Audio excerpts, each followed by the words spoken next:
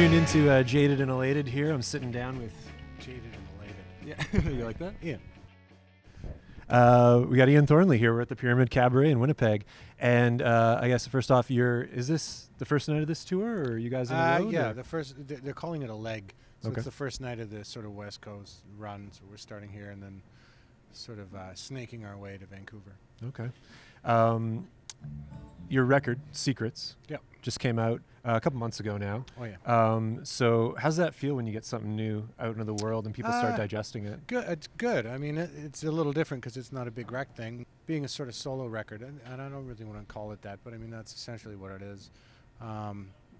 It's a little, and the content, the sort of, the stuff that's in the songs is a little more revealing and closer to the surface generally than most of my songs are. So that I was a little bit,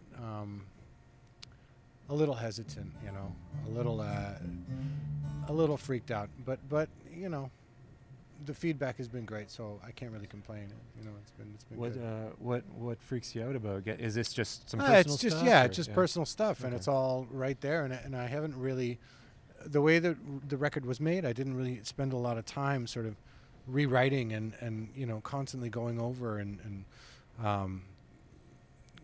hiding things. Essentially, everything was right there, and it's very naked and raw. And the performances are like that. They're very there's very little overdubbing and going in and fixing things and trying to perfect things. It's all pretty real, which I love, and I stand behind that. But it can be a little daunting when you open a vein like that and record it and put it out for people to hear.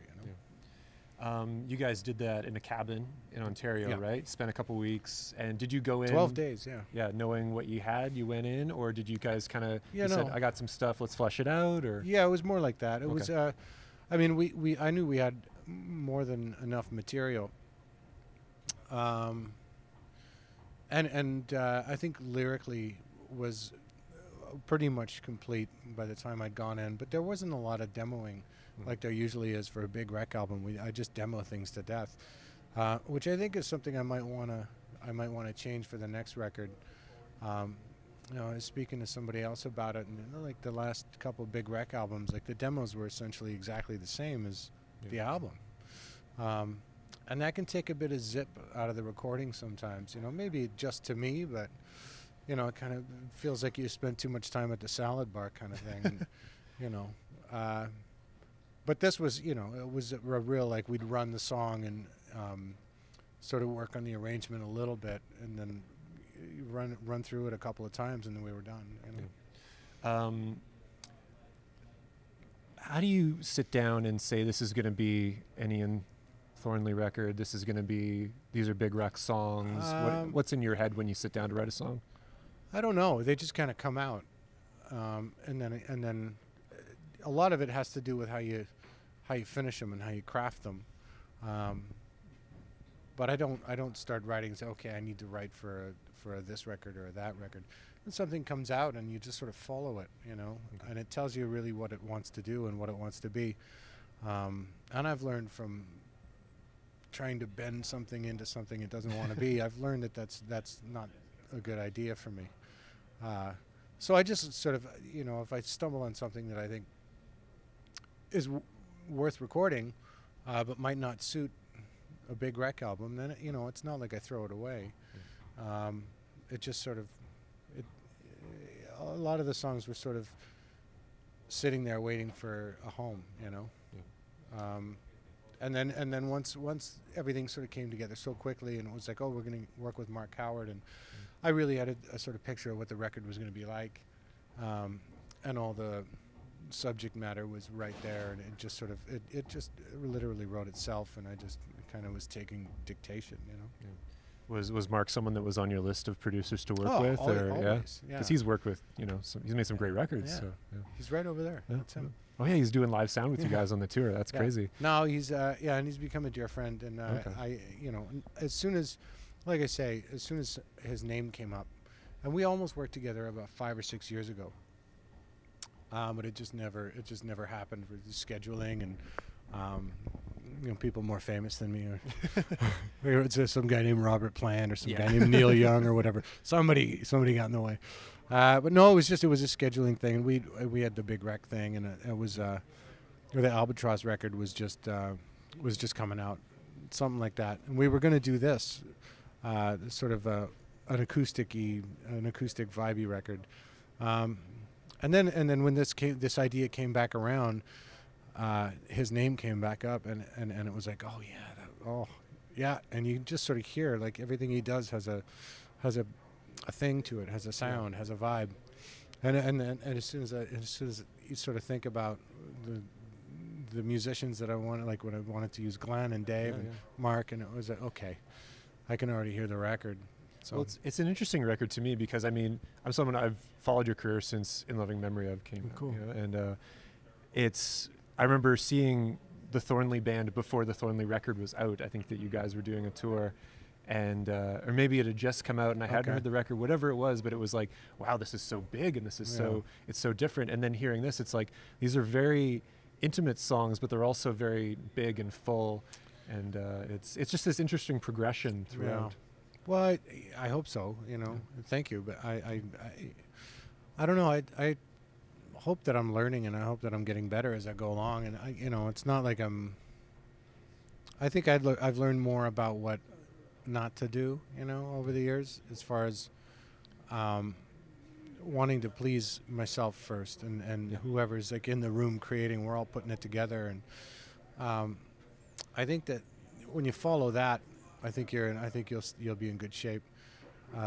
And then, and the rest of the time I spend learning, and I spend trying to, sort of gathering things and stealing things from other musicians, and I spend a lot of time just sort of soaking stuff up.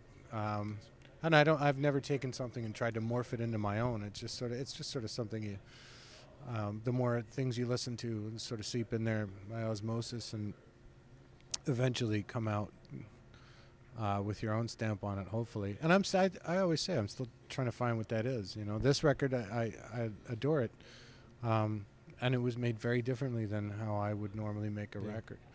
But of course, you have someone like Mark Howard steering the ship. You sort of trust his process, and I learned a lot from him, and I think I've probably retained at least 10 or 12 tricks that I'm like, oh, I never thought of that.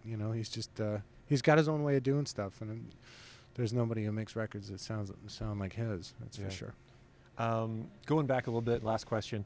Going back a little bit to when Big Wreck was forming, because this is kind of it's a 90s centric site, so we touch base with artists that got their start in the 90s, see what they're working on today, that type of thing. Canadian artists. Big Wreck starts out in Boston, right? Yeah. And you guys moved to Toronto. The Canadian band trying to make it in America or vice versa type of thing, that's the conundrum, right? So what was it about coming back to Canada to launch that record? Well, I think it was an American band with a Canadian singer. Yeah. But our demos had gotten into a Canadian management company's hands, and it was Alan Gregg, who was with the Management Trust then, and they had the Hip, and I think the Watchmen. But it was Alan Gregg and Jake Gold were the Management Trust, and Alan heard our demo and liked what he heard, and so why don't you bring the boys up and do some shows up here, and so that's what we did. We came up and did a bunch of shows around Toronto, sort of like Kitchener and just sort of the surrounding area of Toronto, and I think it was with the Headstones, opening for the Headstones, and we're still putting it together. We're still sort of. And I was learning how to sing. Like, I'd never sang. We were looking for a singer. Even after that, we were looking for a singer. Do you consider yourself more of a guitarist than a singer or songwriter type thing? By far, you're an insane guitarist. By far. And you're vocal. You're also you don't sound like anyone else as a vocalist. That's usually people say Chris Cornell. I mean, I'm starting to get a little sick of that one. But, no, I didn't. No, I still think of myself as a. I have to, it's a chore for me to like work on vocal exercises and things like that. It's not quite as enjoyable for me as sitting down and playing guitar. Even the stuff that's a bit sort of boring or just it's kind of like doing sit-ups or something, like Yeah. just things that you don't want to do when you work these fingers. It's just not fun. It's not. But I still would rather be doing that than lip rolls and scales and all that. It's just, I would always prefer to be called a guitar player than a singer, But yeah, so I didn't know that's how that happened. And then we did some shows at the Headstones, and I can't remember the timeline and what happened. But we ended up back in Boston, and we had a little apartment there, and we ended up getting signed with Atlantic. Okay.